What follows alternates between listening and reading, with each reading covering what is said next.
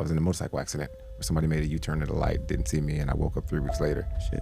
Yeah, I broke my C2 to C7, 6 ribs on the right side, collarbone, scapula, both lungs collapsed, and I was paralyzed. But at the time, so like I ended up getting amputated. Felt this initial like pop feeling in the arm. Yeah, I woke up screaming. I'm a firm believer that everything I went through has strengthened me and prepared me for what I'm coming through next. Wounded warrior ambassador keeps overcoming the odds. Culpepper, this is truly a man who lived by those words, I can do it. Yeah, and he just keeps doing it. Strong believer in don't quit anything. If I choose to do something, I'm gonna give it all I got until it's done. Sometimes pain and cuts are necessary, especially when you're looking at plants or when it comes to pruning.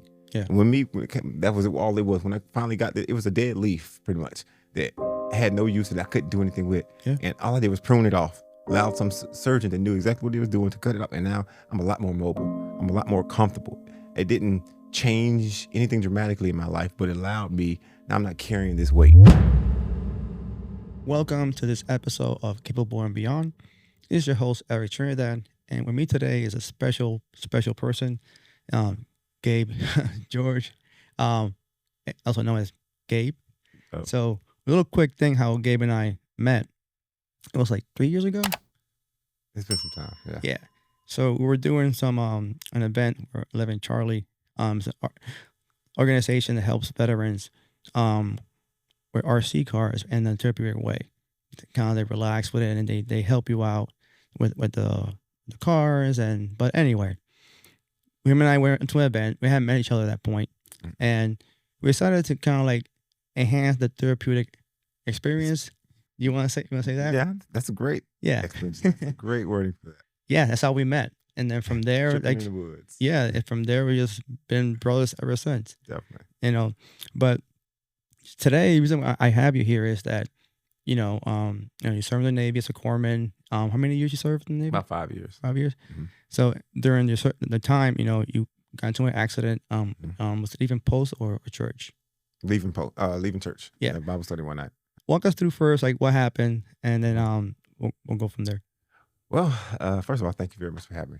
I Oh, really appreciate this, bro. Like, this is wonderful. I'm glad you're doing this. Like, I see this going a long way. So, Thank you, man. the best with this. Like, Thanks. and for the listeners, thank you for having me. Hey, like, this is a great guy. So I'm just Gabe. I know he introduced me like I'm all this great. I'm just Gabe, but no, I am a retired Navy corpsman. I did 5 years in the Navy until I was leaving Bible study one night and I was in a motorcycle accident where somebody made a U-turn at a light, didn't see me, and I woke up 3 weeks later. Shit. Yeah, I broke my C2 to C7, 6 ribs on the right side, collarbone, scapula, both lungs collapsed, and a whole bunch of other internal injuries. But my right arm was paralyzed, but at the time, so like I ended up getting amputated years later. That's another story. But I'm here. I survived it, so I was very thankful. It was a long road coming there, but it led me to have all these wonderful times, like meeting you, doing this experience, walking through the woods. But yeah, so going back to a quick, so when you had the accident, the amputation happened afterwards. Definitely, yep. So I had about 15 years post-accident. oh wow, Mhm. okay. So during that process where you had to endure all that, being uncomfortable, having a limb that you can't barely use, Yeah. or can't use. Mhm. So what's going through your head at that time? Oh man, shoot. So the accident was April 1st, 2008. At that time I was 21 years old. Yeah, Okay. about 20. Yeah, I was 21. I just came back from deployment. Very active, and by then I was very active in church. That was my thing right there. When I wasn't at church or at work, I was on a motorcycle. I was rolling around Jacksonville. That's where I was stationed at the time, and that was my life. And I was very active in the community, doing a lot of witnessing work and stuff like that. I was just trying to do the right thing, live on that right path, live that whole saved life. And here comes this accident that's life-changing. And not to mention, at the time of the accident, one of my ex-girlfriends that I had dated at the time had just let me know that she was 4 months pregnant with my child. And so I'm in the Navy, E3 at the time, and then I get in this accident and I wake up and I'm like, what now? Because I remember having dreams and nightmares in the hospital where I'd wake up and they was putting my hospital bed out in the hallway because my insurance was expired because I got put at the Navy. It's like at the time, my enlistment was almost up also.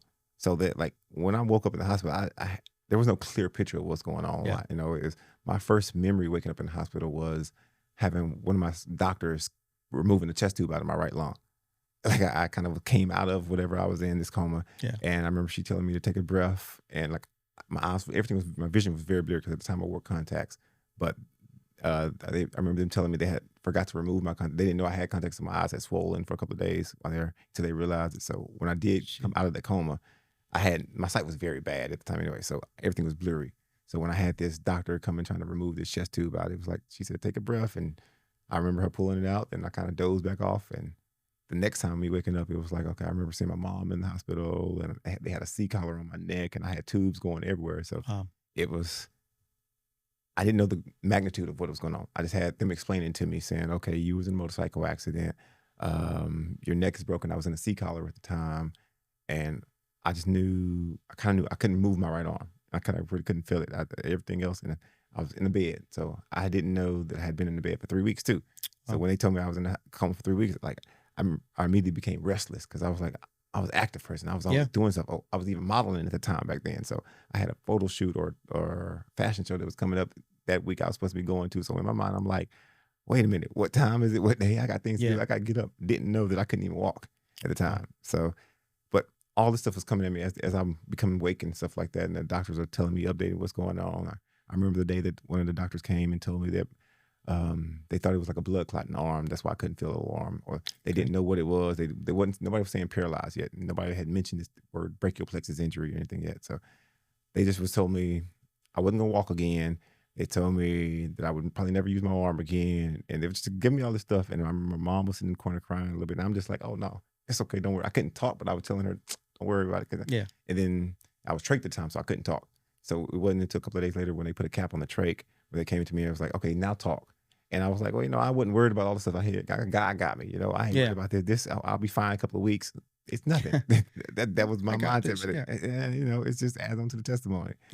And from the time I woke up, they kept me in the hospital another week. They said they planned on transferring me to some rehab facility. They talking about Walter Reed and all that, but they ended up not doing that. They brought me to a local rehab facility in Jacksonville called Brooks Rehab. And they told me I was going to be there for a couple of months. And they told me what not to do, only do what I'm supposed to do, what the doctors tell me, and all that stuff to do. I remember my first night there, like from the time I was in the hospital, from waking up until they transferred me that week there, I hadn't felt any pain. So I was in the hospital bed. I was cool. It wasn't until they transferred me out the bed to the gurney to bring me to the ambulance to transfer me to the rehab, where I first felt this initial like pop feeling in the arm. But that night I remember I woke up in the rehab facility. I woke up screaming. I was already screaming when I woke up from my memory, and there was nurses all around me, and it was like I was in so much pain, and it was like, well, he wasn't in pain, so they had no pills, and there's no medication prescribed for me yet. So that was the first day that started the pain that I've been living with. So you were doing that thing is raw. Just and I had no expectation at the time. Didn't know what the heck was going on, but I just knew I'll be fine in a couple of weeks. It's okay. That's how Gabe is. They told me I was gonna be here in a couple of months. I was like, no, that's not gonna happen. So they told me, okay, don't try to stand, don't try to do anything without nurses. Every night I'm in that trying to stand up on the side of my bed. It went from me scheduled to be there for 3 months to I was in there for a week. I taught myself, had learned how to walk again, had to go through that. They tried to bring a cane and a walker for me. I threw the cane. I said, I'm not gonna walk with a cane, and I was pushing myself. The part that I hated the mental therapy because I had a couple of TBIs, and so they had me do that like stuff where you had to recite certain phrases and do all this kind of cognitive therapy. I hate it because it made me feel like I was dumb. Oh yeah, and it was like, why are you asking me to do this stupid? But at the same time, I was in excruciating pain while I was going through it. But I was trying to be this positive person the whole time too, and then at the same time trying to figure out why this arm isn't moving and just trying different things. So you mentioned that you were supposed to be there 3 months and it took you a week. So what's going through your mind at that time? You're like, I need to get the fuck out of here. Like, what's going on? Everything. It was. I had a girlfriend at the time, but I was like, well, I need to get out of here because I don't know what's going on with the Navy because my enlistment was almost up. I got this girl says she's pregnant with my daughter or with my kid at the time. So, but then my mom is out here, and I need to be able to take care of myself. I need to get out the hospital. That's my biggest thing. Get out the hospital. I got things to do. I had that was all of them. I had this modeling stuff. I had life. I had to get out, and all they were telling me was like, oh no, things are gonna take time. This is gonna take time. When it came to the arm, so they ended up doing CAT scans and MRIs and all that, then kind of find out it wasn't the blood clot that they mentioned, this brachial plexus injury. So they had recommended me to see a couple of specialists, but both specialists was like, "Oh, there's a 10% chance of recovery. It's going to be some big scars and intensive surgery." Right. So the Navy was like, "No, we're not going to send you to nobody." And then it was like the physical therapist that I was seeing at the Navy. The Navy had me come back to start seeing their doctors at the time, Okay. right after I got out of rehab. And she was like trying to do all these tests on my arm and see, and I wasn't feeling any sensation. And she was like, "Well, maybe you should consider amputation." And my first words for her was like, "Well, you cut yours off and I'll cut mine off." Yeah, right. Because I'm like, I'm gonna be fine. Because what are you Yeah. talking about? I mean, God got me. I'm a church boy. I live and right. I'm doing. I mean, hey. But that transferred to 15 years later. So 15 years before the amputation happened, Mhm. and when you heard the fact that, well, basically, I cut your arm off. Yeah. Like, what was going on? Besides, you said, "Oh, I'll cut your arm off first," but what was going on through your head? I didn't. It was a long process to get to that whole amputation. But one, it was like I had this whole mindset. Oh, I was gonna be healed. I believed in miracles. God was gonna heal me because as much as I was a tither, I was in church Mondays, Wednesdays, Fridays, Sundays. Yeah, I've been Like there. I was there. I was sold out. Like I drove this Tahoe. I had a 2003 Chevy Tahoe with 24-inch rims that had crosses in them. Of course you did. And in the back of it said, "Jesus saved me, He'll save you too." I had 312s in the back, beating Kirk Franklin and Dr. One of those guys. I was sold out. Right? I Oh. had got like my only sin was I love women. That was your only that's sin? my only sin. That's my only issue I had. Like it was so bad that like if I've ever slipped up or if I ever sinned, like that's how she got Yeah. pregnant. But when I met my daughter's mom, I had just got back from deployment. It was 6 months of sin-free-less. I was perfect. I was like, Sin-free-less. then she comes from with this sexy self trying to flirt, and that's how I slipped up. But I was one of them guys. Sure, If I did okay. something wrong, I was immediately repentant. I felt so bad. I let heaven down if I I mean, messed that's up. the way you were brought up. I pressed. There was so much pressure. So when it comes to an accident, I knew God got me. I'm gonna be healed. I had been in many miracle services, and I've seen all that stuff for other people. So and Yeah. I knew how active it was. So and if not, it was because I prayed at night because when I'm in so much pain, I'll be sitting there like, all right, God. I remember the night I made that agreement. I said, well, if this is my thorn in my side, this is what you want me to go through. I'm gonna go through it without complaining. That's what because the Navy had put me on a bag of pills. Shit. Literal bag of pills, amitriptyline, nortriptyline, Percocet, Dilaudid, all this at one time, and none of it was touching the pain. It just had me comatose and constipated. Damn. So, and it was like I knew that wasn't the right. I couldn't function. No. So, and it's like then they were telling me not to come to work because they was like, well, you can't drive, you can't do anything. So then your arm pill. I was an anesthesia tech. I worked in the OR. So my right arm was my dominant hand. Oh, So all this is on my mind, but at the same time, I got a daughter coming. So like as soon as I get out of the hospital, she was 4 months pregnant. So a few months later, by October, I got this baby born. Yeah. But this whole time is I got to keep going. My mindset Yeah, the you can't whole time is there's no stop. There's no stop and sit because what are you gonna do? I was worried because when the Navy finally let me go, I went 3 months without a check because they was like, oh well, you're just medically retired. I didn't get no exit process or anything like that. They just like they sent me a letter saying don't come to work. And then I had to wait 3 months before the VA kicked in. And so it was like, it was a whole nother process. So but all I knew was, okay, just keep going. God got me. That was my whole mindset this whole time. God got me. Just keep doing this and everything else will work out. So when you mentioned about the VA stuff and the getting out, so I'm assuming you went through a financial hardship during that period of time when all your VA shit kicked in. Definitely.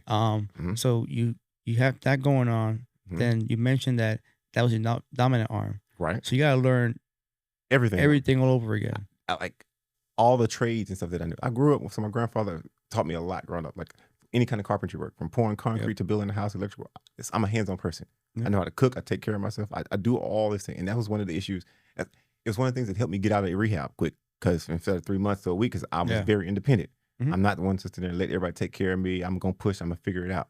Not knowing that the more I did for myself, the less benefits I'm going to get, the more less resources that I'm going to get. Not knowing that, the harder you do, the less they're going to pay you. And I was like, but my mind was, it's going to be all right. I'm going to figure it out. I'm going to be healed. Everything's going to be fine. I got a future plan. I've been doing all the right stuff. Yeah.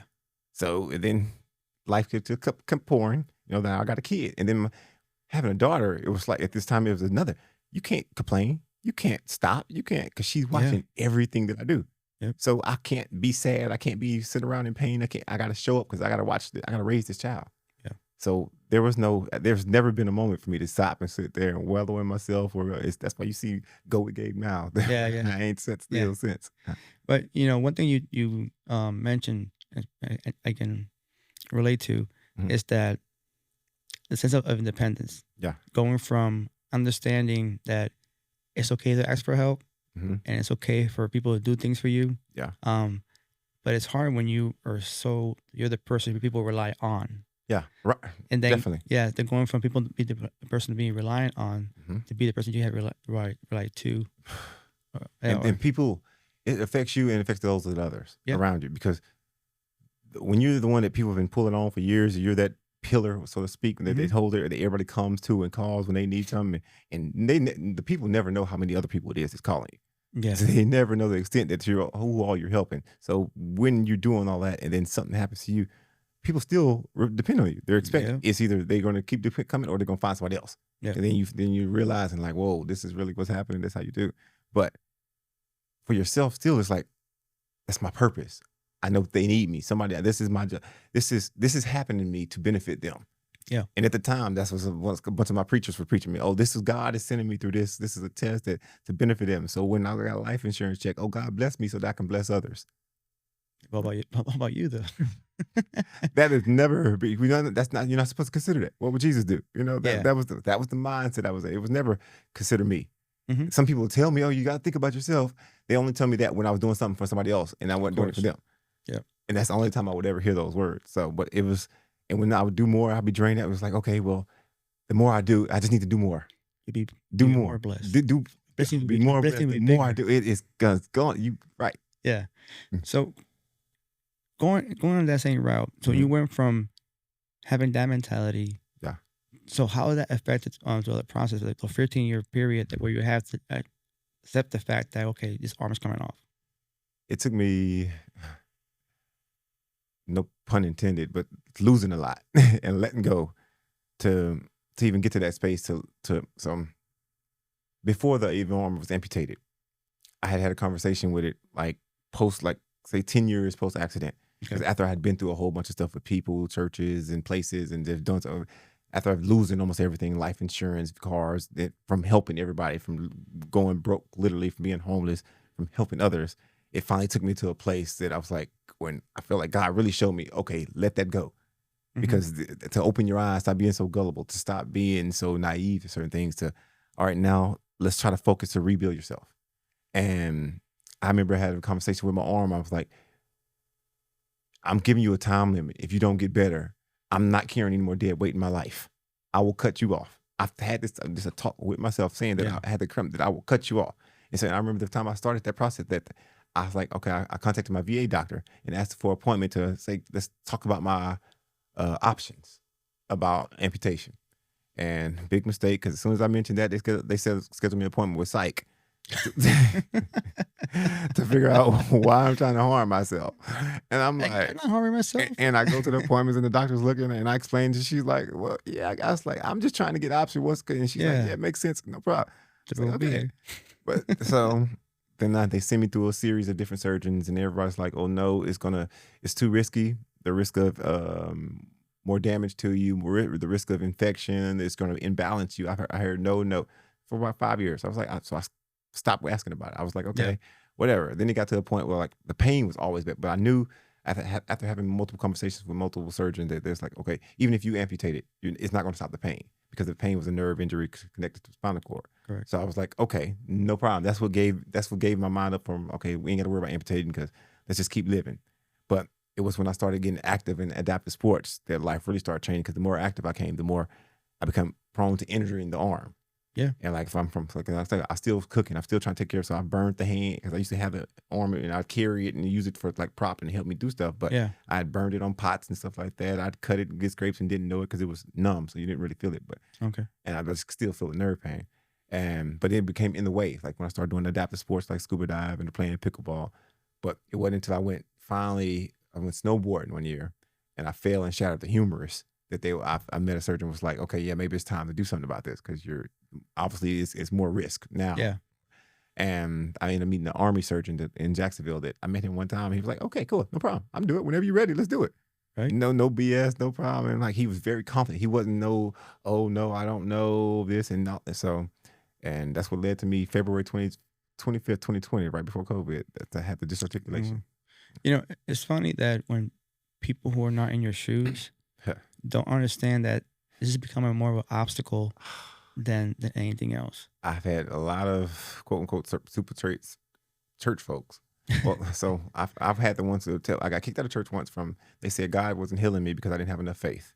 So you got kicked out. Because I was disobedient. Because well, this is when I wouldn't have enough, and this is a church that I was taking care of. Like literally, I was paying the bills of the church building, taking care of the pastors and their families, stuff like that. I didn't. So that's why. And then it was an issue because how can I be around them and their apostles and pastors, and I'm not healed, and they perform miracles. So I'm obviously it's me because I don't have enough faith. They told me that I stopped wearing the sling that I used to wear to keep my arm up because I need to act like my arm was gonna come up to give it to believe that it was gonna be healed. So, yeah, and then I went through I didn't have faith to when I did amputate. Now you really gave up. You don't believe because now you're not. How are you going to cut off what God can heal? How are you going to? And I'm like, but nobody's gone to these appointments. Nobody had the medical science that has understood the lot. And then I had one doctor to tell me like, even if it did miraculously, we can do some surgery can heal. It's going to take you 10 years plus to redevelop that arm, to work on, and you would have to come every day to spend all the time working on one body part. What about the rest of you? Yeah. What about the rest that I can do with all this? No. And this was like, it was just an image. It was always in the way. It was just an image. Like, okay, people looked at me more so like a hurting and sympathy when they saw this real looking arm thing. But versus now, you don't even really see it. People, they forget that I don't even have an arm. Yeah. So going on feeding off of that, working on your mental state during that process and compare to now, like. I'm a firm believer that everything I went through has strengthened me and prepared me for what I'm coming through next. Because if I didn't go through that, take it back to in the military, we had this thing called military bearing, where you learn you sit there and just take whatever they're giving you. They talk about you, clam you, put hand, and you just sit there and take it. And I was a pro at that. I was able to take slaps to the face, take punches, and not throw punches back. And it was one of the things like, okay, some people look down on you for it, then others, they reward you for it. But when you get out the military, and I'm realizing now I had that same mentality. These people, these civilians, I'm thinking that same mentality, how things transfer from military to civilian life, but you realize it's not the same world. Yeah. But I'm taking these slaps, and I'm taking these assaults, and I'm taking it, and I'm like, well, I'm doing good because that's what Jesus did too at the same time. You turn another cheek, But while I'm looking at when I get to separate and move to the side, I can see these people that don't have anything, they don't understand anything, they aren't going through it, and why am I putting myself here? Yeah. And they're just using me to benefit themselves, because using my testimony, so to speak, so they can gain funds to tell my story to get people to, but why? So going back what you just said about your time in church, it's easier for people to tell you not to quit when, if they were in your shoes, going through the same thing, I'm pretty sure their opinion of not quitting will be different. What do you think about that? Definitely. I think from that, people love to say, "Oh, I'm not a quitter," or wouldn't quit. And I'm one of those advocates for it. I'm a strong believer in don't quit. If I choose to do something, I'm gonna give it all I got until it's done. And so, but there were some people that considered or looked at, me amputating my arm as me giving up or me quitting. But on the contrary, they had no idea, because 99% of the people that said something about like that, they had no idea. They would never went through it. And a lot of people thought that I was getting rid of the arm for the pain. But like I said, it had nothing to do with the pain, because I still feel the same amount of pain, chronic nerve pain, constantly, because it's a nerve injury. There's nothing they can do for that yet, so to speak. We're working on that. But when it came to the amputation, it was one of the best decisions I feel like I've made, because I'm a lot more mobile now. I don't have this extra appendage that don't have any use to, that's not getting in the way, that I have to watch out for to keep it from getting infected by getting cut. From me, when I'm sleeping in bed, I can roll over it, and I don't have to worry about the arm twisting sideways or getting some kind of blood clot in it. Or when I'm scuba diving, I don't have to worry about cutting it on a ship while I'm swimming through it and stuff like that. It was more, I'm big into horticulture, and what I've learned is like, sometimes pain and cuts are necessary, especially when you're looking at plants, or when it comes to pruning. Yeah. That was all it was. When I finally got it was a dead leaf, pretty much, that had no use, and I couldn't do anything with. Yeah. And all I did was prune it off. Allowed some surgeon that knew exactly what he was doing to cut it up, and now I'm a lot more mobile. I'm a lot more comfortable. It didn't change anything dramatically in my life, but it allowed me, now I'm not carrying this weight. And with that, it also, if I was able to do that, cut my own arm off, I'm not going to hold on to stuff Yeah. people, things in life that I don't need to hold on to. If I consider that attach that to any type of dead weight that I carry in my life. If anything, can you say that your quality of life improve after that? Oh, definitely.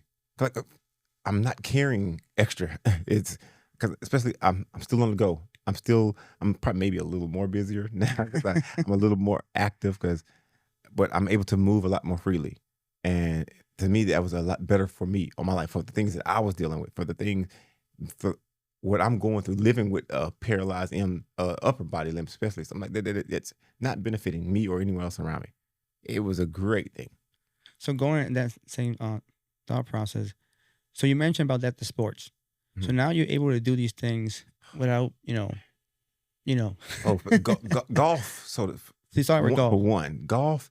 When I used to have the arm, it was either I was in a sling or I was letting the arm hang. And so when you had to let it hang, it was heavy. It was felt like 15 pounds of just muscle and bone just sagging from the arm. So I was always dealing with that, something pulling down on your shoulder. Yeah. Or even if I had it in a sling, I had to strap around my neck. So it was a weight. It was constantly something irritable. So trying to golf, I was still golf like right-handed, so to speak.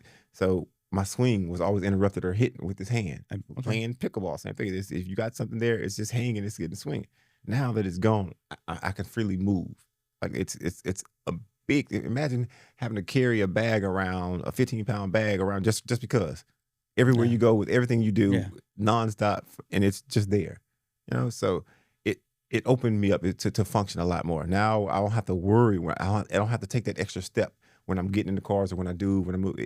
It was beneficial to me. It didn't slow down. Like it made life a little better for me.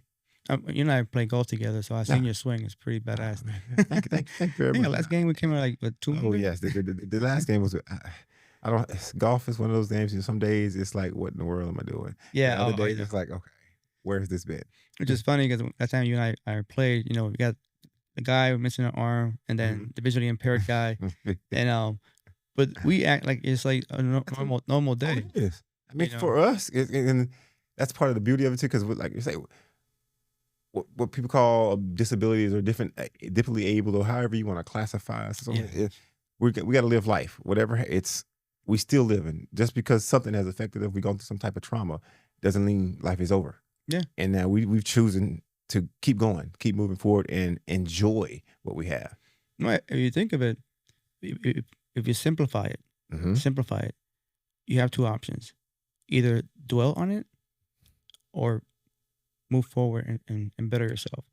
Yes, it's more details of everything. Definitely. But if you really simplify it, that's what it is. You can dwell on it and sit on it and sulk in it and get stuck, and you won't ever go anywhere. You will always just be dwelling versus trying something, just saying yes to something and showing up.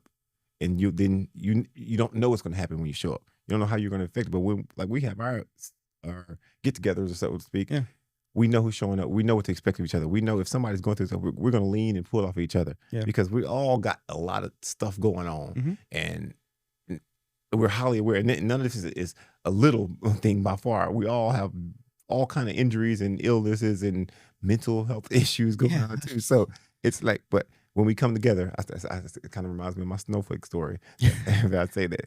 And the snowflake is like when I first got injured, or when most people, when they get injured or go through some type of trauma, you feel like this brittle snowflake that you don't want to be touched. You don't want anybody.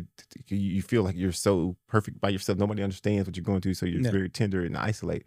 But when you come together with other snowflakes, the other people that have had this trauma, you become a blizzard, and you become powerful together. There's strength together now. The things that you're ashamed of and you're afraid about, you realize you can let that go because you're not the only one. Yeah, you're a lot of other people going through that have been through that, and you can grow out of that. Like if you don't have your same analogy, if you get hit by a snowball, it's way worse by just being touched by a snowflake. Definitely. Right. And so when they see us coming, you see a group of disgruntled, disabled veterans coming together. The more of us that get together, it is like a snowball that's coming downhill, and people love to watch it though. Yeah, because it's hilarious because you never know what to expect that's coming from it, and you get sucked into it because it's like a show because people have no choice but what the heck is going on. Yeah. It's something to see and something to hear. You never know what's coming out of our mouths. Yeah, and it's pretty cool that you and I play golf many times in other events, and people who don't have our issues see us just like being ourselves. Yeah, they're like, wow. Like, I mean, I get why you're like being wowed by, Mm-hmm. but at the same time, like we have to be this way. Like It's yeah. enough negativity. It's enough stuff that we can, like we say, swallow over. Yep. But this makes us feel better. This you got to find something to laugh at. You have to laugh at your own pain. You got to be able to laugh at yourself.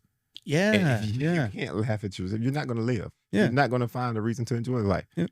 And you have to laugh at life in itself. Everything that I go on, everything that I've gone through, Mhm. I laugh at, no matter how traumatic it is. Because there was the one time, like, I chose to go through some of these things. Sometimes it was just what happened is how I respond to them. Like, now I know better sometimes. Sometimes it's like, okay, I can't wait to go older to see what else I'm going to go through. Yeah. But I embrace it and not afraid of it because I feel that's life. And it took a bit to get there, because we went through those moments, like we dwelt on it, on those moments that were like, shit, I can't do this anymore. I mean, I even still have, honestly speaking, it's still to this day, there's moments there like that. And I say moments because I choose not to dwell on it. Yesterday, so to speak, I had a moment. It was just, I was sad.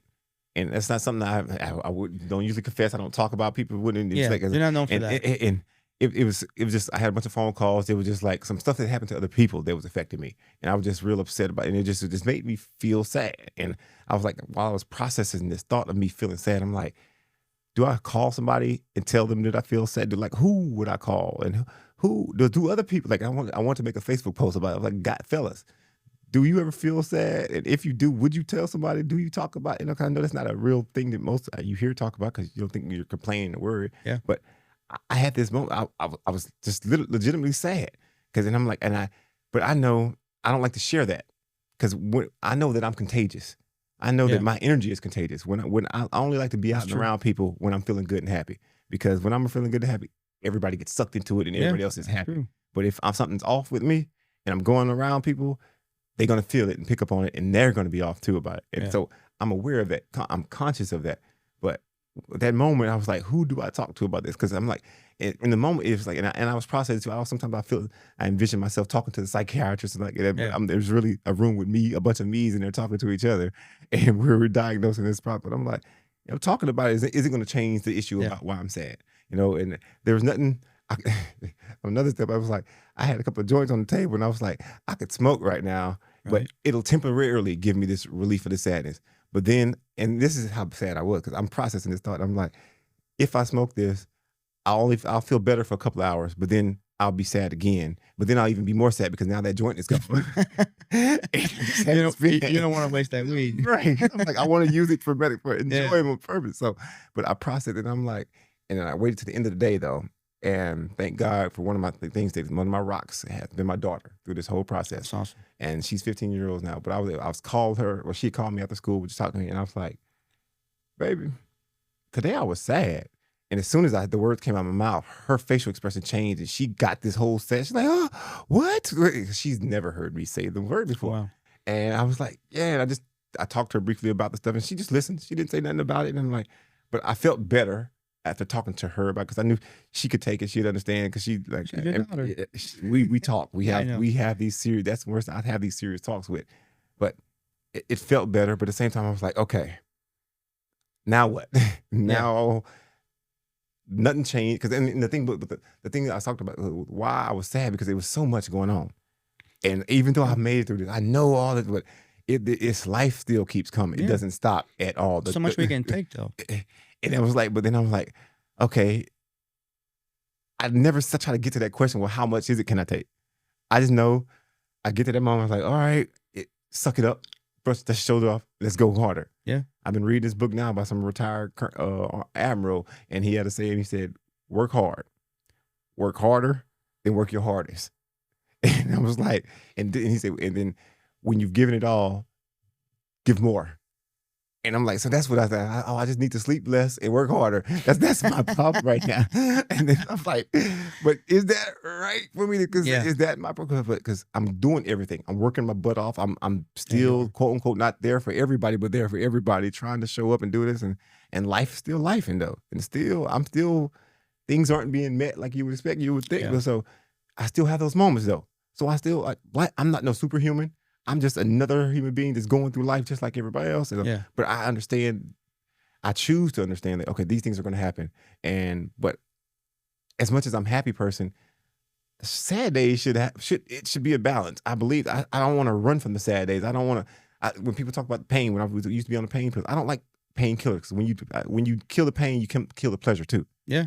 And that's not balance. That's not helping the situation. That's No. not doing it. So I love feeling the things that I go through because I understand that it's natural. This is life. Some of these things we have to go through. We have to feel. Some of these pain is very real. Yeah. And I love what I've learned through this process.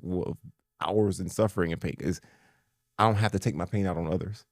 You know, it's a conscious That's a good thought. point. I don't have to put this on. You know, I know how to lean on others when I need to. I know what to give, what amount to give to others. And so when I see others lashing out or going through something, when I see pain in others, I can understand it better. And then I can try to hopefully help somebody else that way when they're getting to this point where they feel like they've had enough and they don't know. Now I could truly understand it. I know what you mean. I can't just say, oh, I feel you, I understand. I really feel you. I really understand. And I know what you can get through it. Despite the trauma that we go through and all the bullshit that we go through, we still who we are. Definitely. You know, we Yes. still like we're wired that way. If anything, it brings out more of who you are. Yeah. Mhm. That's all, you know, I sat on the sofa, I did my therapy on my feet, I got my iPad and I started writing what I could. And it was hard at times because I couldn't concentrate, you know, Definitely. but I was like, fuck this, because if I rest for a minute, I can't do this, Not gonna then do it. tomorrow's more work. Yes. So it's like, Yeah. and before I would do that, Mhm. and they'll be overwhelmed. Right. So you learn from like your mistakes and just not mistakes, teachable moments. Do you feel that? So I tell myself this too. Like, so the days when I overwork myself, but like I say, it's an earned pain, but there's a reward I feel like I get at the end of that pain versus because I see the accomplishment, I see the work what's done for me doing that work versus when I'm just sitting in the house in pain and suffering. After that pain, I still got to do the work. Yeah. There's no reward of it. And now I feel like this time was wasted. Now I put that more on myself, even though I know, yes, there's limits. There's something I can't control. Yeah. But I subconsciously choose this route to let me go work through it because at least I can get something done. Yeah. At least I'm when I'm in motion. People tell me I drive too much. I'm like, I'm getting it done. What else am I supposed to do? Because if I sit still, sitting still hurts like hell. Yeah. Like Yeah, it hell, does. especially up in where I live when it's colder now, temperatures change. So in motion keeps the body moving. I know it's wear and tear, but Yeah. I'm going to be wear and tear regardless. Now, having your Christian background, you know, yeah. I want to go back to something real quick on that. So you have all this quote unquote support system, right? Mm-hmm. And they were just not supporting you. Uh-huh. Like, what was going on through your head at the time? Because of course you have this firm belief because that's how you grew up, Definitely. and now you being confused because like you have this person who's supposed to be like your person you go to, Mm-hmm. you know, your pastor or the Yeah. deacons, and they're the ones giving you all this like Life, health, every Yeah. advice. You're supposed to be considered like your parents, pretty much. They're Yeah. your mothers and fathers in Christ, so to speak, and all that. Yeah. And when it came down to their belief with the ones I was dealing with at the time, the pastors, it was Mhm. don't listen to what the doctors. The doctors are just doctors. Well, God has the final say. You know, that's of course, you know, at the time I'm like, okay, you're right. You know, miracles, we believe in that. But at the same time, just do the work. Yeah. I was so focused on doing the work, and they also had that mission of, you know, take care of God's house and He'll take care of your house. Meaning, you know, don't worry about your bills, pay your church bills, and then God will bless you there. Sure. Somehow that's supposed to work. Yeah. I know. But getting away from that situation was one of the most best situations, the best things I could have done. Also, next to LASIK surgery and having my arm amputated, because those were like the most freeing, opening the eyes. And I actually had LASIK surgery right after I left that church to finally when I moved out. But it was to see the growth in life, to see, because also at the same time, while I was leaving, going through that process with the dealing with church, I was actually in college. I was enrolled in Savannah College of Art and Design while I was in Atlanta. That's where I was living at the time. And there, it was that experience, the college experience was different to me. It was eye-opening because taking classes like speech at a school of that magnitude, they would have me going on field trips to the High Museum and stuff like these real fancy museums and showing you real history, talking about how, and I learned so much about how propaganda and stuff was used, and then when taking marketing classes and stuff like that, to be woke up to see how things in everyday life was used to market to you to believe a certain type of thing.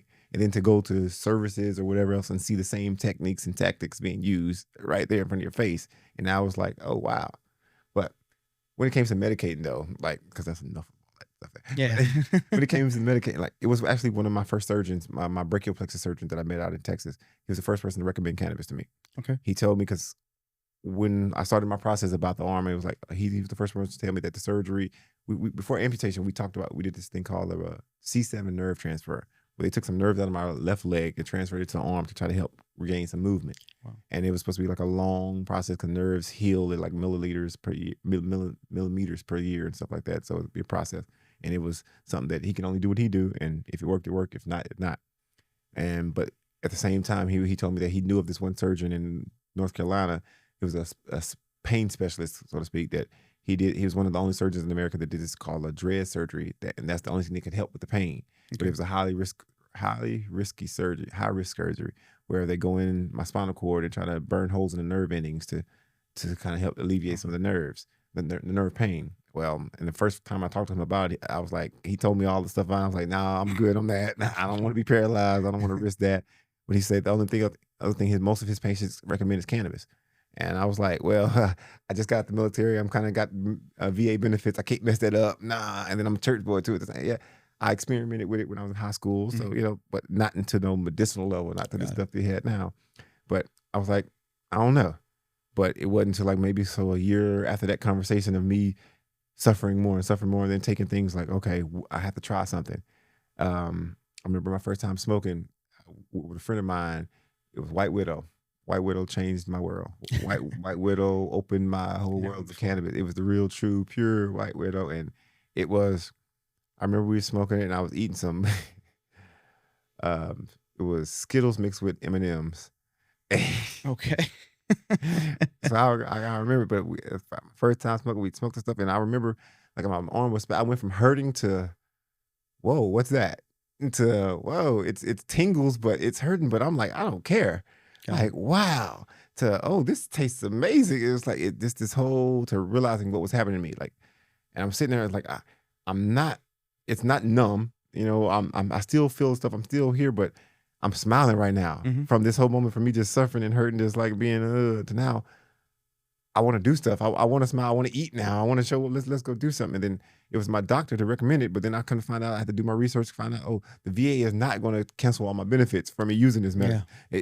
They can't recommend it to me. They can't tell me to take it, or they can't prescribe it to me. But they will not remove. All they're going to do is label in my records, say that I use it, and they won't. Nowadays, they won't offer you narcotics, which I'm not taking any narcotics, which is a great thing for me. This is one thing that I do. This way of medication is alleviates my chronic nerve pain. It helps with the chronic nerve pain, doesn't alleviate, but also allows me to eat. So I have this. They call it chronic. Oh my God, acid reflux. So part of it, they say, is from just being in pain from all the time. So I have a lot of problems with dealing with nausea and not eating because I'm hurting so much. But you medicate, next munchies come involved. Now I want to eat, but I don't have my attitude. I want to show up. I want to do something. That's been my go-to. Yeah. I became one of the first medical marijuana patients in Florida. I'm patient 103 out of the whole list. I was one of the first patients that they delivered to. At the time, and it was very expensive getting to this process. You had to pay. See, the program was very new and very rigged. But you had to see your doctor 3 times before you even begin putting on a list, and you have to pay $400 per visit. Wow. It was crazy. But I felt like somebody had to do it. Because because nobody was doing it, this was a new program. We had to start somewhere, and so if I wanted to test it, see if this is going to be real, so I signed up and became part of that process. But fast forward now to many years later, and after experimenting many different strands and finding how the program has worked, the state has now legalized. We have a medicinal program and stuff like that. Like, things have gotten better. Still got a long way to go, but cannabis is my source to keep going. So going from being this, because that's why I see you, like a cannabis guru. I mean, you wouldn't think most people, let's see, don't, because I'm not one of those. I was always, one thing when I started medicating too, it was I didn't want to be labeled in a certain type of way. You didn't want to be dealt with it, because I'm like, I wasn't that. I mean, I love it. I love the smell of it. I love growing it. I love the taste. Like, I do so much with it. But when I started medicating, my daughter was like maybe 3 or 4 years old. So at the same time, it still was very illegal in Florida and Georgia where I lived at the time. So I had the risk of not losing my daughter because from CPS or her mom reporting that, hey, oh, he's doing drugs or something like that. So I had to go through that whole enigma and hide stuff for years. And then family talk. We talked about the church. Growing up in the church side, it was very no. Because not only just because it was bad, because God said it's bad, what they thought, but it was illegal. Mhm. And that was the biggest fear. A lot of people were just so worried about the illegalities of it, and something happened to you, get arrested. It was a very legitimate concern. But after suffering, you find what's worse, me suffering all day or risking this for this little plant that I can take and I'll be fine. But I can walk the streets right now, or somebody see me in the store. I've had countless times people see me spasming bad and they reach in their pockets or purses and offer me Percocets, Vicodin, and all this old ladies and stuff like, oh, you need to take this pill. You need to take this There you pill. go. Because they don't like to see me hurting. Nobody Yeah. wants to see you suffer. And like you said, your family had the similar thing with my grandparents. They saw me from the time when they heard me talking about medicating smoking. Oh, it was, oh, no, don't bring that to my house. Don't ever come out here. Until me spending time, forcing myself to spend time around them so they could actually see me, and me allowing myself to be open enough to allow, because usually I'm suffering myself to the house. Because you don't go outside. You don't want to see nobody. No, you don't want people to see you suffering like that all the time, because everybody has this idea that, oh, pain is going to end one day, but this has been 15 years. It's not going to. It's something that's consistent. So I've seen how it affects others. The reason I had the spinal surgery, because of my daughter. One day I was spasming so bad, and she was like 5 years old. She kept asking me to go outside. Can we go outside and play? And I was spasming so bad, I screamed at her. I was like, no. And it scared her for me to have that response, because she turned almost white. It's like she saw it goes, and it scared me to see her like that. So I grabbed her, hugged her, and I'm like, I'm so sorry. And I called my surgeon the next day. It's like, hey, give me the information for the doctor in North Carolina. Let's go have this appointment. That's what made me say, okay, I'll risk it, because I had a child to raise, and I knew this. So the risking things I was willing to go through so that I could be in her life, it made me kind of bypass the risk of, okay, what everybody else is saying, what everybody else's opinion was. Because I'm like, I'm here, I'm showing up. And no matter, it had to go through a whole lot to show up, but being a father was one of the most important things to me in my life. So that gave me something to do and something to keep pushing forward to. So it was worth going through all that to get here. But piggyback on what you just said about the mood, it's funny how your mood is when you're in pain in comparison when you're medicated. Yeah. It's like nobody be around you when you're nobody wants to. No. Mm-mm. And here's like, oh shit. It's nowadays. It's kind of a two-edged sword now, because I like some certain friends of mine and even my family. Like, if I'm having days, if I don't have meds, like, or if I'm running low on something, because it's expensive. Yeah. They're expensive. We still, hey, gotta make it. Mm-hmm. But when family see me suffering, the first thing they do is like, hey, have you medicated? Yeah. And if I say no, or like, why not? And I'm like, well, because I'm like, well, do I need to go get it? I'm like, what? And I'm like, well, that's not just going to solve the issue for one, but they just like, they want me medicated for them sake, because they don't want to see me, they don't want to be around me. They don't want my attitude, so to speak. And I'm not a negative, I don't cuss people out. I'm quiet. I'm holding on a lot, and I'm a little more irritable. And I call out the BS quicker when I'm unmedicated, because I see everything. But when I am, I'm like, oh, it's whatever. So, but now it's people, they don't want to be around me when I'm not my best. Mm-hmm. And anytime I'm hurting something, they're like, oh, if they can't fix it, they moving along. So going back on this, like, now you find kind of your system to deal with what's going on in your life. Cope. Yeah, cope. That's a better word. And you do all these kind of sports. Like, you do almost everything.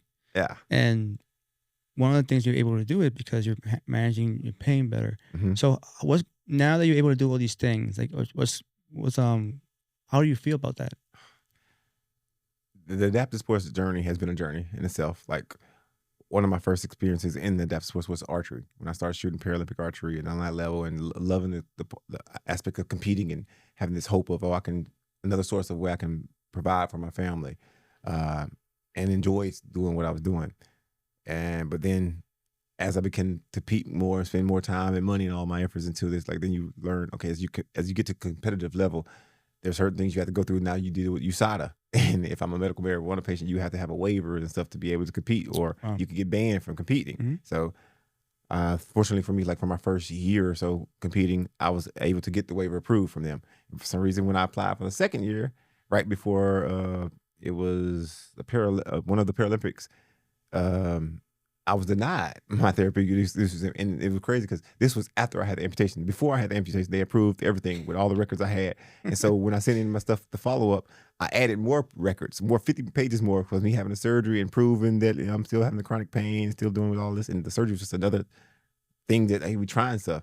And then they denied me, and then they told me that I would have to get a lawyer to protest it and fight, and the lawyer told me it was going to be $5,000 just to, and I'm like, I haven't even made $1 Yeah. off of doing this sport, and I've spent well over $20,000 to do this sport. So it was like I had to make some life decisions, but it was fun because people loved, and it was catchy. People loved to see me shoot because of the way it's adaptive. I was using my mouth to pull this bow.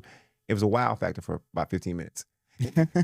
But it was highly expensive, and it required a whole lot of time to train to be that good. And so, and just for the hope that maybe I can compete on the Olympic level after beating everybody in the world once every 4 years to get one check. Yeah. It didn't really add up. But I was able to do a lot with it. I was able to experience a lot of things. I was able to go to different tournaments. I was able to do the Warrior Games, Invictus Games, and all that got me there. And that was wonderful. But it also led me to other doors with other adaptive sports. From when I picked up archery, then I started sailing. I raced sailboats across the country with an organization called Warrior Sailing. Mm-hmm. Golf, from thank the Zelda Foundation for taking care of us, setting us up, giving us golf lessons, and I learned to love this sport. Something that I thought was crazy and impossible and boring. Yeah. And I was like, okay, you got the few lessons. It's wow. But becoming a rescue scuba diver, that's one of my happiest places, spending my time, because that's my pain relief, my therapeutic, mentally stimulating. I love being underwater. I'm a certified pickleball instructor, and I teach pickleball all across the country. I volunteer for a nonprofit where we teach called Military Adaptive Court Sports. We teach multiple adaptive court sports to veterans free of charge around the country. Wow. And those have given me outlets and things to do to express myself, to keep moving, to use my exercise, but also to reconnect with others, to be with other veterans, to be with society, to be social is the word I guess I'm looking for. It's besides that you've been doing so much with that sports, but you've been on TV, archery. Also you made a documentary on Netflix. So how was it going the whole process about the Invictus Games and being there? The road to the Invictus Games was a journey in itself, because this was originally we were supposed to do it in 2019, but that's when COVID took over the world and things got changed. And so around that time, I was training super hard and ready to compete in multiple sports. I was grateful that I had been selected to make the team and all that. And then everything came to an abrupt halt, because when COVID, we didn't know if we were going to have the tournament still, if it was going to be. And then along that same time, if 2019 was supposed to have, so they paused it. 2020 is when I went snowboarding and had an accident and shattered my humerus. So then it was like, okay, amputate this real quick so I can get ready to start training again, because I got Invictus coming back again. That was my mindset. I was like, oh yeah, cut it off real quick. I'll be 2 weeks. I'll be right back training. Didn't even wait 2 weeks, because about a day later after I was in the hospital overnight. And the next morning, and I didn't even sleep that night. I walked around the hospital ward trying to get used to different balance after they had amputated it. And the nurse was like, are you okay? You hadn't slept. I was like, and I wasn't asking for no pain meds from him. I told him I got better meds at home. If y'all could let me go home, I'll be fine. Wow. So that following next morning, the 26th, one of my doctors came. She checked me because she heard from me that I was doing good all night. She checked on me, made sure I was fine. She let me go. And I made it to the parking garage of the hospital, and my phone dinged. I had a text message saying the hospital's on lockdown for COVID. So I was able to just get out the parking lot and make it out. So that was my experience after the amputation. Wow. And so as soon as I get home, I was like, okay, now let's focus. Let's get back to training, because Invictus Games was coming up. Okay. And so I wouldn't really have that stop moment. It was like, get ready for it. Well, we ended up getting another delay of it. Stuff happened. But when it finally was able to happen, when we finally flew out there to The Hague, the Invictus Games was a phenomenal experience for me. It was the location, being in The Hague and being in Amsterdam, going to visit Amsterdam to see all that whole community, society, the people, the town was free. It just felt great being there. But then connecting with so many other individuals, so many other snowflakes from all over the world that had all kinds of injuries and illnesses and whatnot, come together, compete against each other. It was a competition field, but at the same time, it was like a family gathering. It was like it was all joy, no drama that I saw, but happy space and great time. I mean, the world is coming out for the first time. I had to be in isolated for a while, but then we got to share this experience, and the competitions was great. I had fun, but I loved being there, being around the people, and had some great weed in Amsterdam. I was actually there for 420. Jealous. Yeah, that was a shock to me too. But Oh yeah. wow. So for people that don't know about the Invictus Games, Mm-hmm. so this is a correct. You tell me about it. So the Invictus Games, excuse me, is a Paralympic style event that the co-founded, so to speak, by Prince Harry, or that is put on like every 2 years now, for that different countries, their military, and veterans from all across the world come together and compete against each other in different Paralympic style sports. Like there's wheelchair basketball, wheelchair rugby, swimming, track and field, archery, rowing, and about a dozen other sports. And so these countries have their teams. They select teams from all the different branches of the military, and they come together and train for a few months before they have this event. And it's ideally for people that have been injured, ill, or wounded. And it's an opportunity to really see what you're capable of, to show yourself more, but also give a chance to show others that, like, I'm still here, I'm still alive, to renew yourself through the power of sport. And the veterans who compete there, they're all over the world, no matter the country, right? Mm-hmm. Certain countries aren't part of it. I mean, you know, like Russia and such. But yeah, there was at least, I want to say 13 countries when I did it. Wow. Right. So I saw an article on the social media that you were sitting next to the prince. Like, how was that? Honestly, it was so. I got to meet him there, of course, but the first time seeing him was while I was in the middle of competition. Mm-hmm. So, in my mindset, I saw him when he was there because he was sitting next to my aunt. So I got to smile for that, because to see her smile and cracking up talking to him, but I still made sure I focused. It was like I was aware of who he was way before this. We all know, you know, I'm not a fan type person, but when I was to meet him and to shake hands with him, that was great, because he showed me his real self. He asked me questions about the actual tournament. He was concerned about what was going on, just wondering, why am I competing against people that are shooting regular able-bodied? And I had to explain, that's just the sport. That's just how it goes. But it was a brief fact.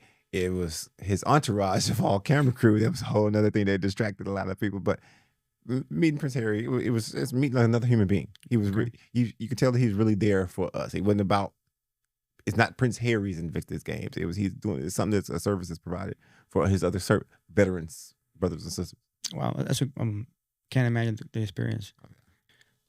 So post accident, post surgery, between that and becoming the sport athlete, it's not an easy road. It's not an easy road. What was going at the moment and in your thought process, you know, because it's not all about rainbows and unicorns. You know, there are moments that were like, do I keep on doing this? You know, sometimes. What am I doing? Yeah. What's next? Yeah, post accident, the road to get here was anything but straight and narrow. There were so many winds and turns, dips off. It's like I said, when I was getting out the accident, before the accident, I think my time was either renewed my time with the military or get out, and what I was going to, then what? I was doing all this modeling and stuff, so I thought, okay, maybe there's some potential in that, but it was nothing paid at the time. It was all hopes and dreams. But then when the accident happened, it was like, okay, rediscover yourself in life. What's next? What are you going to do? What can you do? Because the world looks at you different. It wasn't even, I didn't look at myself different, because I knew I'm me. You know, this is just some injury, and I wasn't even calculating time. It's just, but after a while, you can tell when people start to perceive you different, because their expectations of you change a little bit. Is when they see you as injured, when they see, okay, when they recognize, okay, your arm is paralyzed, so you can't do their expectations, you can't do stuff. And I mean, there was a process. Like, there was this time that I remember I got a hotel. I came into Florida to come visit my daughter when she was young, and this is before I moved out here. So I would usually get a hotel and get her from my mom so I can stay with her and spend time with her. And there was this one time she wanted to go to the pool. She kept begging to go to the pool out, and I was like, okay, you know. But at the time, I was still. It was just about a year, well, maybe a year, 2, 3 years after my accident. So, like I said, my body was different. This arm was still attached, but it was just skin and bones. Okay. So, and I've had a couple of instances where people see me with my shirt off and they're like, whoa, and they get shocked. They get that feeling. Well, on this specific day, I remember taking her to the pool, and I sat outside the pool. I let her go in the pool a little bit, but not far because she wasn't swimming or nothing yet, but she kept saying, "Daddy, come on, you come on with me." And when we got to the pool, there was only 3 other people out at the pool deck. There was a man and his son in the water, and there's an older gentleman outside the pool laying out. And when I came in, I put my stuff down on one of the chairs and walked her to the side of the pool. And she's like, "Come on, get in the water with me." And I was like, "Well, shoot, I'm gonna have to take my shirt off to do this." And I'm like, "It's gonna be cold, blah, blah, blah." I was like, whatever. So I was like, my daughter wants me to come in the water with her, so I gotta do it. And that moment changed my life forever. Because I took my shirt off, and as soon as I did, the older guy there was like, "Whoa, what happened to you?" And that wasn't his quite words, he said some other words, and I just shrugged it off, didn't say nothing. And then as soon as I went to get in the pool, the other 2 people in the pool got out the pool. What? And I'm like, and my daughter didn't look like what, but she was focused on me. She didn't care about what I looked like. All she cared about was her daddy was in that pool with her. And it made my mind say, go focus on what I'm doing right here. All this other stuff didn't. That day, I swore to myself, like we started going to the beach, I started taking my shirt off. I was like, if I'm going to be out, I have to be conscious of myself. I have to be confident within myself. Like this, I can't change this. It ain't like, okay, there's no muscle there. I can't do nothing about it, but I can't be shamed of this, because if I'm shamed of it, she's going to see my shame and she'll be shamed of everything. And immediately it altered my mindset of how I want to approach everything. Like I said, I never let up. I had to always doing stuff. I was always doing stuff for myself. Still, I had to figure everything out. I never stopped cooking for myself. I never stopped trying to do the things of life, because what my thing is, if something's, I'm gonna figure it out versus give it up. I'm always figure it out. And after seeing so many people, so many instances where people will look at me and think I'm helpless, and then it changed from now they don't look at me helpless. Now I'm out working them. Now I'm out doing stuff. When I'm volunteering, I'm doing stuff, working. I'm getting stuff before, and now people are telling me, "Wait, you're working harder than people with 2 hands." And I'm like, I'm not doing it for those comments. I'm just doing my part. I'm thinking like that. Then it got to the point where people was like, "Well, you're making us look bad. Stop working so hard." And I'm like, "Well, what do I supposed to do? What is it?" So, but I learned that if I wanted to do this life thing, if I wanted to keep carrying on, it was going to be on me and my mindset, my perception. It was going to determine everything, and how I looked at myself, it would determine how others looked at me. But most importantly, how this little one, my daughter, is looking at me, and that was the only one that mattered to me. So at that point, those feelings you were having at that moment, was it a mixture of like anger, like I want to prove you wrong, kind of thing, or like, oh shit, I don't want to deal with this? It's been mixed. I don't like to say it's always been anger, because some more so it's time, because people tell you, "Oh, you need to ask for help. You need to ask," but help has cost me a lot over and over again, and it's to avoid, not even avoid, but going through that hurt again from me trusting and trying to help people that can completely help themselves, but me helping them, and then I'm the one losing on the end of it. And I was like, because then it's out of loss, and I'm like, how am I going to recover this? How am I going to bounce back? Because the older I get, the more I deal with the bounce back is not as fast. I don't recover as fast, and I'm seeing the wear and tear it takes its toll. But I was like, but I had to make decisions on where do I want to be in life. Because instead of just listening to what they tell me I need to be, this is somebody else's plan for me. Now, when I found out that I was able to make a choice for myself, that I was able to say no, or that I can actually say no, so I can say yes, it altered my mindset, because it gave me options. It gave me, I didn't have to sit and dwell around people that dwell in their misery just because they feel like this is where they're at in life. That's all they're stuck at. It was okay for me to travel still. It was okay for me to do stuff, because it was my life. And if I just sit there and listen to those around me to tell me don't do nothing else and just only give them, why am I helping them live theirs and I'm not doing nothing? Yeah. It's funny you say that story about how, that moment that people got out of the pool, that gentleman reacted that way. The reason I say is because you compete, you're a swimmer. And in the documentary, in Victor's documentary. Don't curse at me. I hate swimming. But you competed in one of my toughest events. Swimming is one of the things. So I'm a scuba diver. I'm not a swimmer. I sink very well, and I love that. But when it comes to swimming is one of the greatest challenges in my life. But I keep doing it because it's a challenge, and I want to be better at it. I want to. I can swim. I can survive. I can save my life. I can even save others to a certain degree. But it's like, I know it's a challenge for me, and I know every time I jump into that water, it's one of those things that triggered that, like, hey, what you gonna do? It's a survival. But I want to do better with it. So that's why I keep putting myself in this situation. Anything I've ever felt challenged by, I put myself in it. I said, let me go through it. That way, because I know if I can go through it, I'm going to get through it. And then it's not a challenge anymore. Now I'm going to look at it completely different.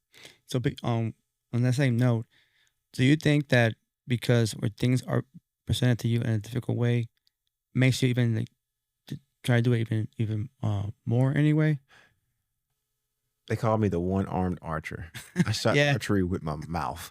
Archery is one of the most difficultest things to be perfect. And I shoot at a professional Paralympic level. Why in the world would anybody in their right mind want to do something that's you have to be perfectly repetitive every time? But I love the challenge. I love that it was just because it was hard. It was difficult, and there are certain challenges you got to put limits to, right? But it was, if I can do this, if I can figure this out, I can figure almost anything out. If I can be mentally strong through this, I can be mentally strong through this. Yeah, and the level, I'm assuming the level of satisfaction is even greater. Even though you might not tell people, but inside you're like, I fucking did this. Because one of my coaches, he told me all the time, he's like, he hates the way I talk to myself because I'm my biggest critic by far.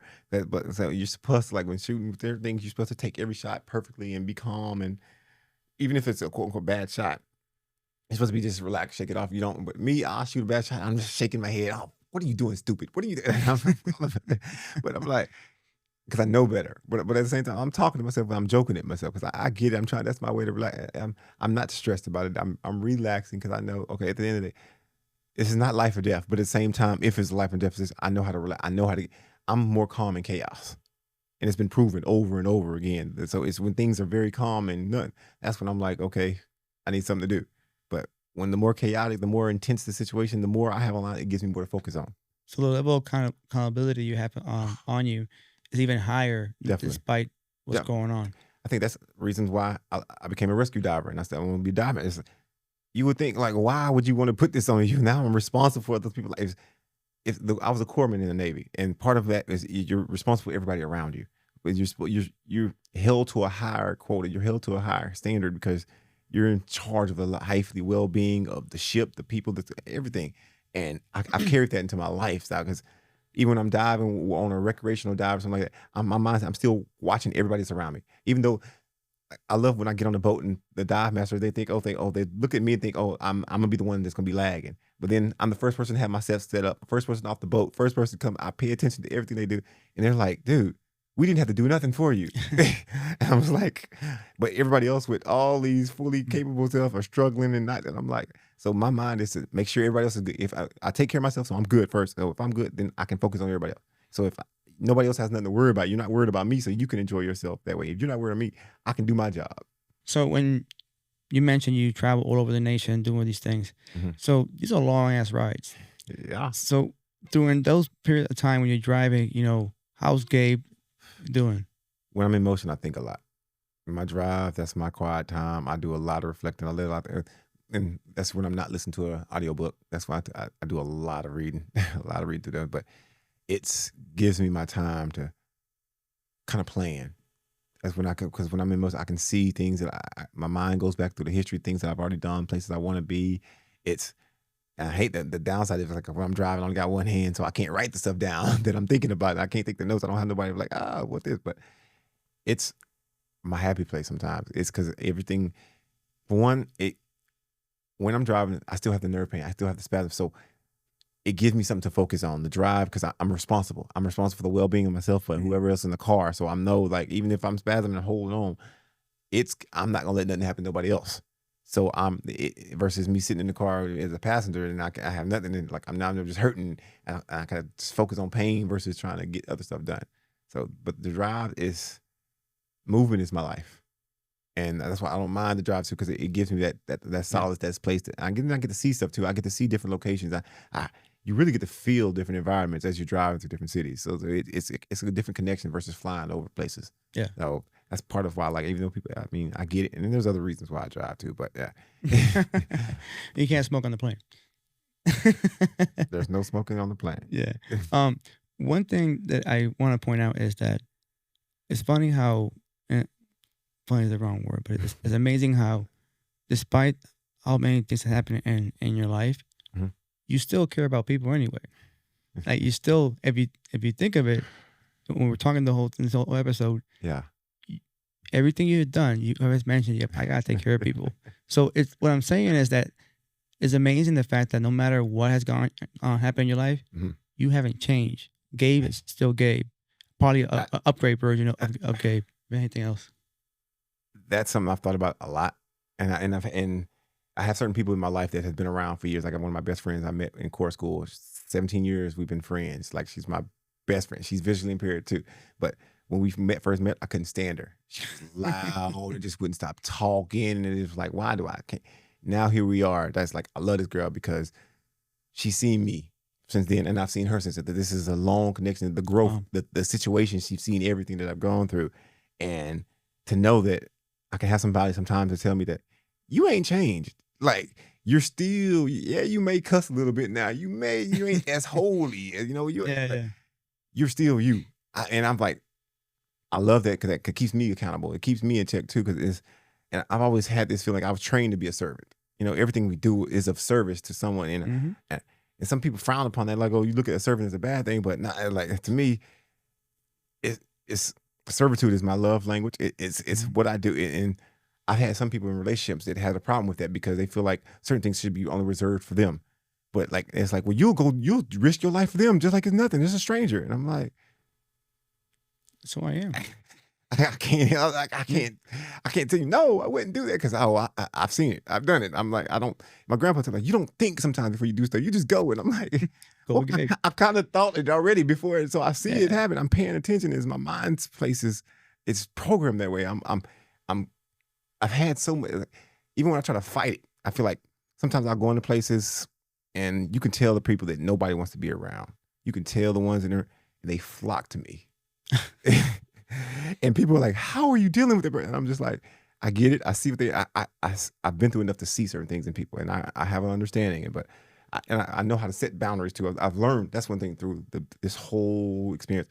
I've learned to set more boundaries for myself. Awesome. And people don't always like them because sometimes it's just creating distance.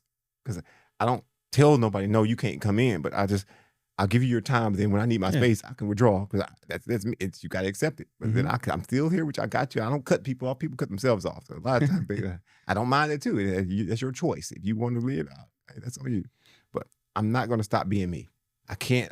I hate when somebody tries, and that's one of the issues with some of the churches or places or organizations I've been with. They like to keep me for themselves. They find me. They tell me they love what I do because I'm so helpful. They love my energy. They love what I bring, but they want. And I'm like, my issue with the church is I was never a four-wall person. Mm-hmm. My church wasn't this building. The church was everywhere I go with. It was about ministry. It was about relationship. I didn't teach you. I wasn't preaching to people telling me, oh God, this and Jesus this. It was like, have your relationship. How's your life? That's. And I always had to believe that my life should be a reflection of that. It's not to please. People think I'm trying to please people all the time. I'm not trying to please everybody.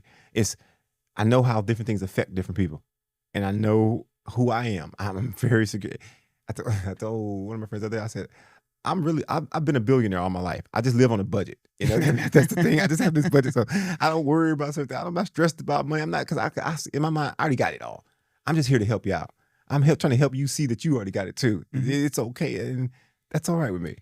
It's amazing how pain attracts pain. Definitely. Yeah, pain attracts pain. And it's a language. It's a universal link because you can see it, you can speak it. I've been to other countries and I'll be holding on spasm and I've had people to look at me and point out and just say pain. That's the only word in English they know, but they understand. Yeah, it's universal. And I think when you just mentioned how some people, the misfits, the misfits gravitates toward you because we are also misfits ourselves. Yeah, definitely. Oh, definitely. I enjoy it. I swear by it. I know wholeheartedly. I said, wait till I turn 50. You ain't seen that. I know how. I'm.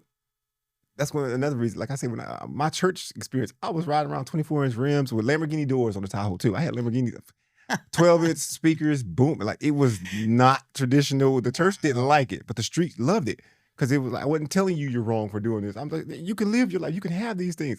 Mm-hmm. Very misfit, but I'm like, what are you telling me? What am I doing wrong? I love to push the line. I love to, because I hate when people, I've had other experience where they're like, oh, they accept me. Because that's what I'm with organizations too. It's not just about what you do for me. I got to see how you take care of others too. Mm-hmm. Because I've seen people that'll accept me, but they won't accept somebody else. And I'm like, why? Well, you're not like them. You're a different one. I am. How am I different?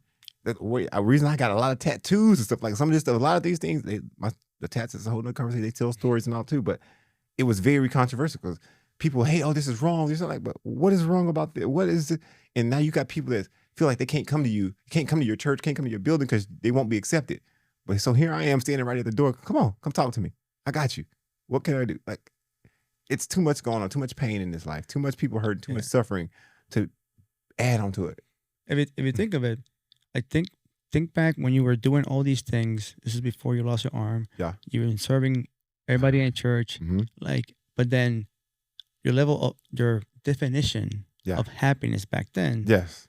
When like now, kind of like relaxed, carefree. Yeah, of course. There was a lot of guilt back then. You're trying to live a guilt. You're trying to do things to appease people, but not really being happy. You're trying to follow this script and trying to do things just where you can have a guilt-free life. Or like I say, my only sin was I love women, so I'm trying to get married early so that I can have guilt-free sex. You know, it's anything, because as soon as you're doing that, then you're fine. They have nothing else they can say that I'm doing wrong. There's nothing they can blame me for. There's no reason they should be accusing me of being some bad person now, because if I'm doing everything right. So, but the pressures that society has put on people, and I'm glad that my thing is I tell people I go through it so that you don't have to. Okay. So if I can tell you, like, if you want, you can receive it from me if you want to, like, but I can tell you that you don't have to do that. You don't. It's already been done, and that's what the Bible is, a whole testament of that. It's already been done. So why are people having to go through the same pain and suffering? If I could share that love, there's enough pain and suffering in life. From the time we're born, we're going to suffer. There's going to be pain. Why can't I add a little pleasure and happiness with it? Yeah. So you just said something I thought was pretty interesting. Said, I'm going to go through it. That way you don't have to go through it. So you're still like the martyr. Now you can't change who you are. You just see it. I used to have martyr tattooed on my chest. Okay. Jesus Christ. You look at that. It's coming up with a cry. It's on it now. So yeah, it was that far. Jeez. Right. I died for this. I feel like so when I got in my accident, it brought my entire family together. My mother hadn't talked to her father and her mother in over 10 something years. Oh. And so but I told them, I said, I'm not dying again for y'all asses. It's like, it's the stuff, but it was, a lot happened when I saw what I was going through. So that's what made me think, oh, this is just God is allowing me to go through something so I can bless others. That's what it was for. Okay. That's the mindset of it. But I'm like, I understand how your story of my life can affect us. I love how certain things I feel like I said, I've gone through enough that you can listen to this and hear that you don't have to go through this. Keyword you enough. don't have to. So, but I'm glad I'm still here though with it. I'm glad if it had to be somebody, I'm glad it was me. That way I can still have this attitude, this perspective, this perception afterward too. That I can tell you I'm still smiling. I'm still wanting to do more. I hadn't stopped. Yes, life is still life, and so to speak, but I'm still here. I'm still have a positive outlook on tomorrow.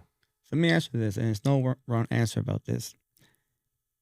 If you can do it all over again, will you change anything? Would I change anything? Just thinking about where you are right now, in this moment right now, compare if you had a chance to go back in the way you feel at this moment about life and everything else. If you had a chance to change it, would you? I've thought about that a few times. And I'm like, every time I thought, like, I've seen too many movies where the smallest little change can affect much of the thing. But it's ripple like, effect. Right. But I believe that butterfly effect is something that's real and stuff too. And I can't, because I'm going to go back to my daughter. No matter what my relationship is with her mom, the situation where we dated 30 days, something like that, that's another story too. But if I had not met her mom, hadn't gone through this situation, I would not have that child that I have today that I can go back to and talk to, and this wonderful human being. I would not have this experience of raising her that I've had. I've so many stuff like, if I would have put a different motorcycle jacket on or something like that, maybe I wouldn't have had it. But that's a stressful thing, trying to go back. There's nothing. Like, and this is having hours and hours and months of thinking about this. What could I've changed? Relationships with people, stuff like that. I wouldn't change it, because I'm confident and happy with how I treat people, how I've treated people. The relationships, the ones that have ended, I stand behind. The ones that are still together, I stand behind.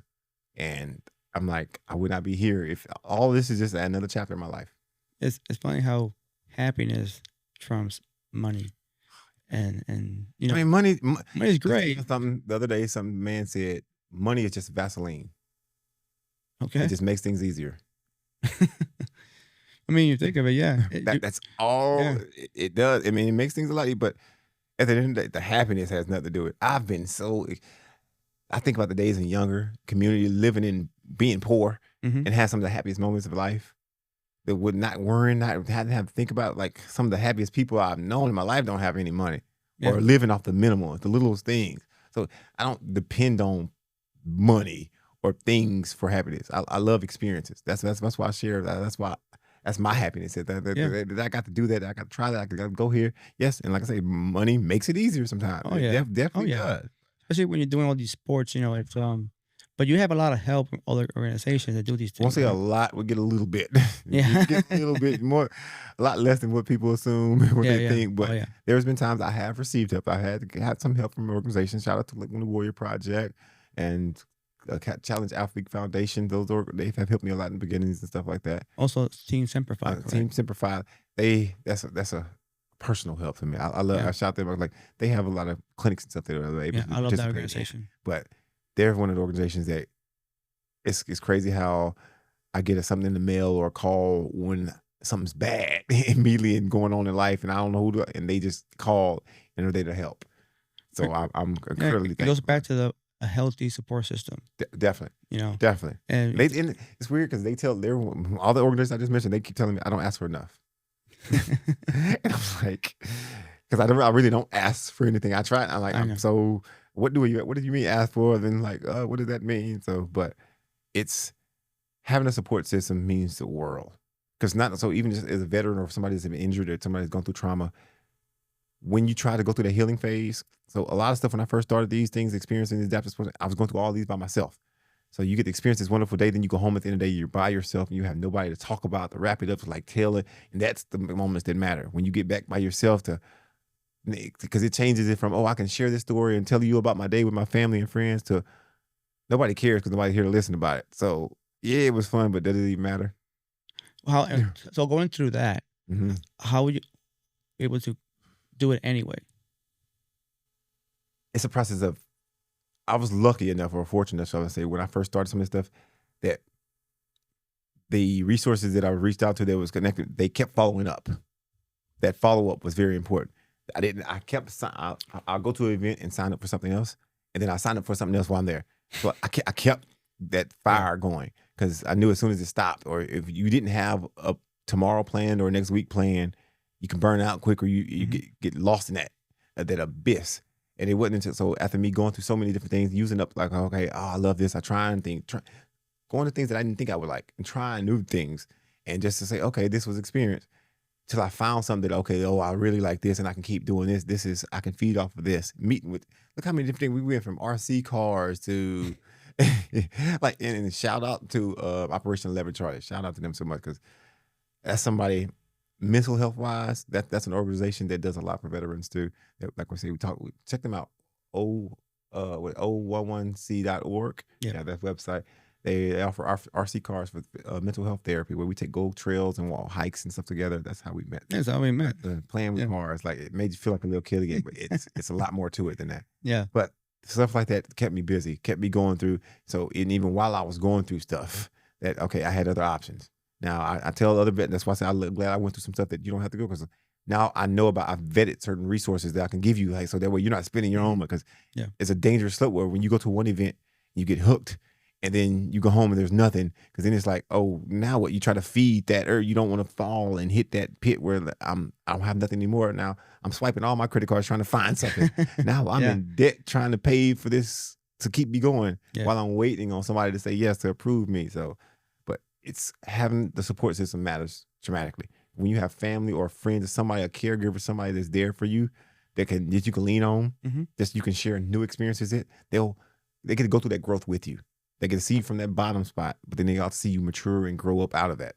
So Gabe, you give any advice to anybody out there who might be going through something similar or even worse, besides the physical aspect, you have to prepare yourself. Yeah. The mental game is really crucial. Like, how's that for you?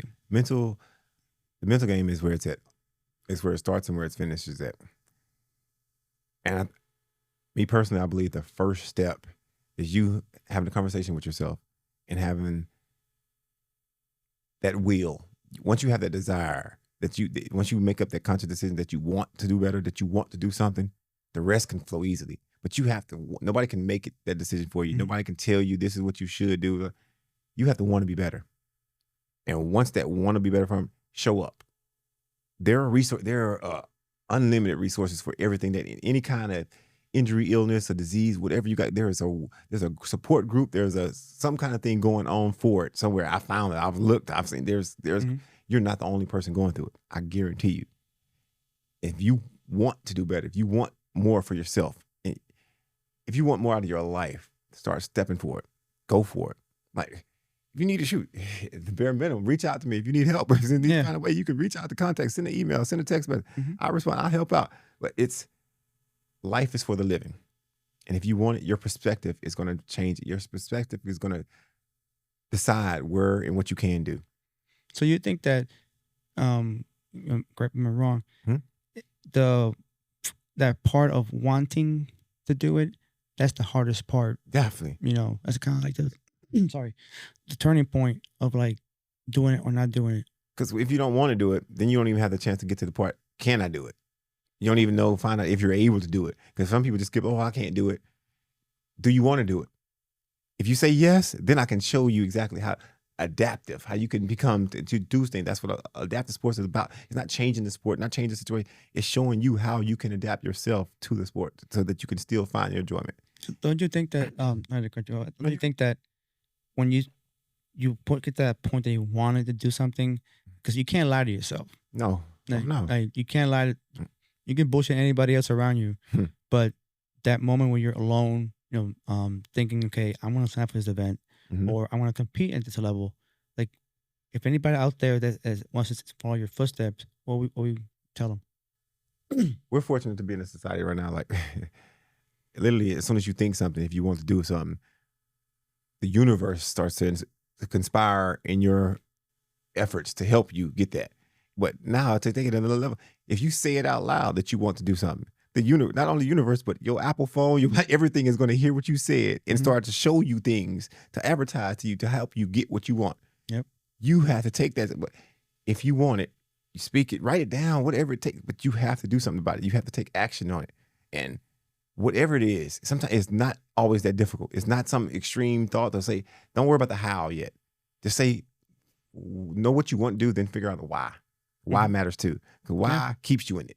The why is going to be for you completely. That's going to touch your soul. The why is going to, on days when you gave it all, you thought you gave it all, and you're going to ask yourself, why am I doing this? The why is going to keep you in that fight. So going on that why, I want to, because I saw a documentary, of course. One point that, that really like touched me was after you were swimming, and you looked like you. I've heard this a lot. Yeah, but it was impactful, the fact that despite that, how you felt after the swim, you still so did what you did. So it goes back to the why. In that moment, what was your why? I've had that asked a lot because people's like, you looked horrible. Why do you do? Why do you do? You don't even like it. Like, it kills. It takes so much out of you. It's like, I did it. That's why. Like. Not what some people don't know is, so on that documentary, when me swimming that 50 meters, that was my second time in my life ever swimming 50 meters.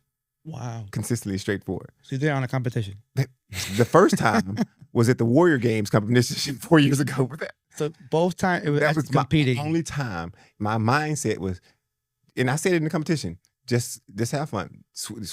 Don't drown. I'm telling them, don't drown. Just swim. Don't drown. That's what my mindset. And it's pushed. I tell you, swimming is my biggest challenge. I know it takes a lot. And at the Warrior Games, I signed up for one event for swimming, was the 50-meter backstroke. When I get there, they all of a sudden say, well, we don't have enough people in that heat. Okay. So, and we don't have enough people in your category that was one-armed or something like that. Or so we had some people that 1.5 arms. So like, they all say they can't do a backstroke because they'll swim in circles. Well, the backstroke was the only technique that I've kind of got and learned. These all guys, as you see the thing, they all freestyle. So when they've swimming all their life. It's nothing to them. So when I jump in the water, it's don't drown. And I'm doing this backstroke. And as you see, they get to the end, turn around, go to the end. I'm barely getting to the thing, and I was there. My goal is to finish. I knew my goal wasn't to win that heat. My goal was to finish, do it and finish. That was my part. If I can survive, it's still in that mindset. If I can do this, doing this, I can do anything. That's why I put myself in some direction. That's my moment. That's for me.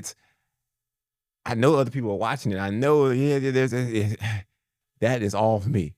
And at the same time, it's like the whole time getting up until I jump into the water, it's in my head like, what the hell are you doing? Why are you doing? Why? This is so stupid. This is the cold, the way it affects my body. Hypothermia sets in quick on me because I have no muscle. There's nothing here in that water. That's why my only time ever swimming 50 meters was at the competition. I couldn't do the training. I couldn't last in the water. I'm shivering. I'm throwing up because I'm sitting in the pool. The coaches, they don't have time to work with me to try to teach me how to swim better. So it's sink or swim.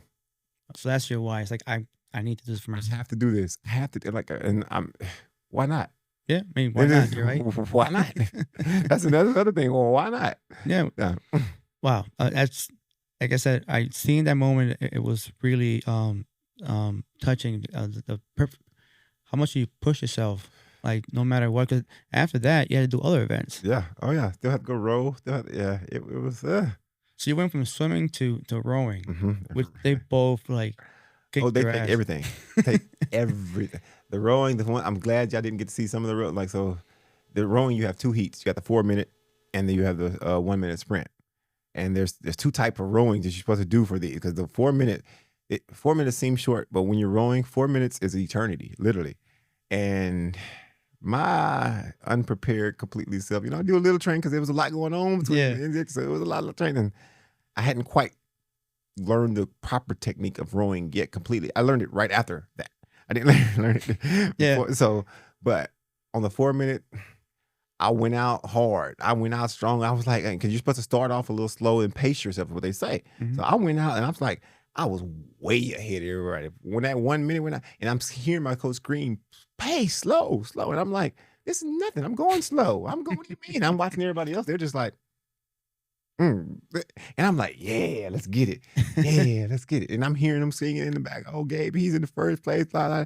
Next you know, I'm pushing. 1 minute timer just went off. 1 minute. Shit. Next you know, I'm pushing, I'm pulling, and my arm is just like, oh, we ain't got nothing. And 2 minutes, 2 minutes, that's it. And I'm still trying to. More.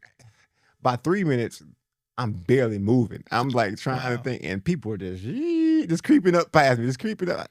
And so I'm like, whoa, what happened there? It's like, yeah, you started too fast. I'm like, okay, cool. So then there's like a 15-minute break in between the 4 minute and then the 1 minute.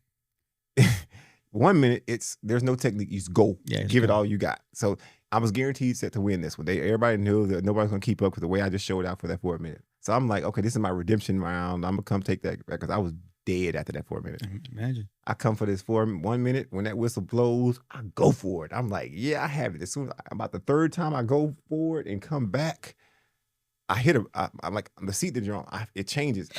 I hit a metal bar, meaning the seat rolled from underneath me. Yeah. And I landed on a steel bar that's in between, and I'm clenching with my butt cheeks on both sides trying to hold it. But rowing, you got to use legs. Yeah. But now, since I'm not on the chair, I'm not going anywhere. All I'm doing is moving this little thing with my hand, trying to give it my all.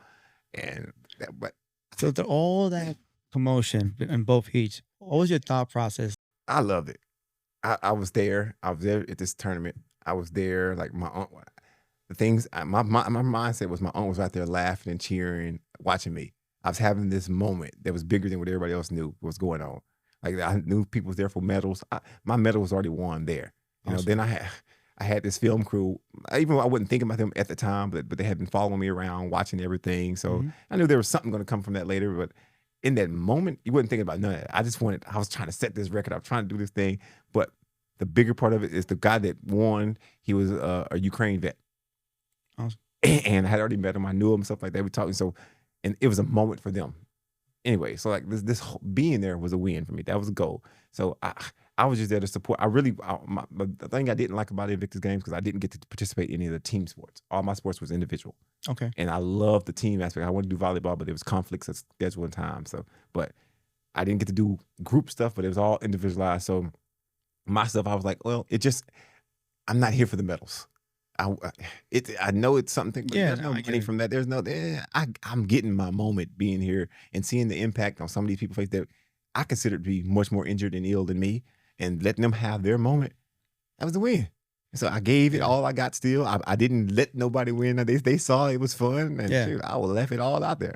It's amazing how, despite that, I don't want to say you're messing up, but how adversity is hitting you at that moment, and you still find that I'm just here. And I'm like, the things that are really going on inside of me, the people have no idea about. Like, especially with archery, that thing is like, everybody sees, I'm just shooting one armed, But that's the least of the issues when I'm shooting art.